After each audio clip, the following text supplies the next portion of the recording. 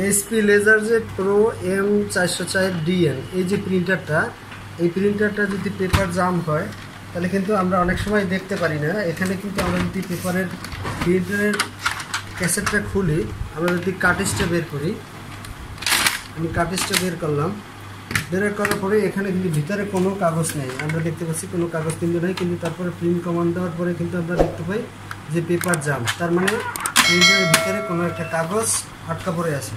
তো এখন আমরা যদি পিছন সাইডটা দেখতে চাই যে পিছনে আছে কিনা, আমরা পিছন সাইডটা খুলতেছি, পিছন সাইডটা খুললাম। এই পিছন সাইডে আপনারা দেখতে পাচ্ছেন এখানে কিন্তু কোনো পেপার জাম আটকা পড়েনি। এখন আমরা যদি পেপারের যে ক্যাসেটটা, সেই ক্যাসেটটা আমরা খুলি, পেপারের ক্যাসেটটা আমরা খুললাম, কিন্তু পিছনেও দেখতে পাচ্ছি এখানে ভিতরেও কোনো কাগজ আটকা পড়েনি। তার মানে আমরা কোথায় খুলবো কাগজটা? এখন আমরা যদি পিছনে একটু ভালোভাবে দেখি, আমরা এই সাইডটাতে এখানটায় একটা কাগজ আটকা পড়ে আছে। তো এই কাগজটা কিন্তু দেখা যায় না, কিন্তু নিচের যে জায়গাটা, নিচেতে কিন্তু অল্প একটু দেখা যায়, এখান থেকে ক্যামেরায় নাও আসতে পারে। তো সেই ক্ষেত্রে আমরা কাগজটা, প্রিন্টারটা না খুলে আমরা কিন্তু কাগজটা বের করে নিয়ে আসতে পারি। তো দেখি আমরা কীভাবে এটা বের করব। আমি ঝাপটা আটকাই দিলাম। এবার আমরা প্রিন্টারটাকে উল্টো করি, উল্টো করলে দেখতে পারবেন এই কাগজটা কিন্তু নিচ থেকে কাগজটা দেখা যায়।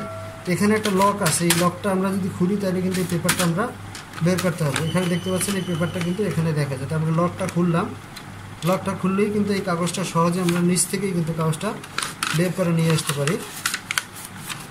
এই কাগজটা আমরা এখান থেকে খুব সহজে কিন্তু এই কাগজটা বের করে নিয়ে আসতে পারলাম। এখন যদি আমি প্রিন্ট দেই তাহলে কিন্তু আমার এই পেপার জামটা আর দেখাবে না। এই যে সামান্য একটা লক, এই লকটা খুলেই কিন্তু আমরা পেপারটা বের করে নিলাম।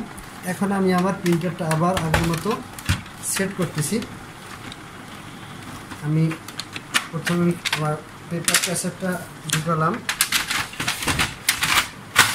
তারপর হচ্ছে আমার কার্ট্রিজটা আমি ঢুকালাম, তারপর হচ্ছে এখন যদি আমরা প্রিন্টারে আবার কানেকশন দিয়ে প্রিন্ট কমান্ড দিই তাহলে কিন্তু আমার প্রিন্ট হবে।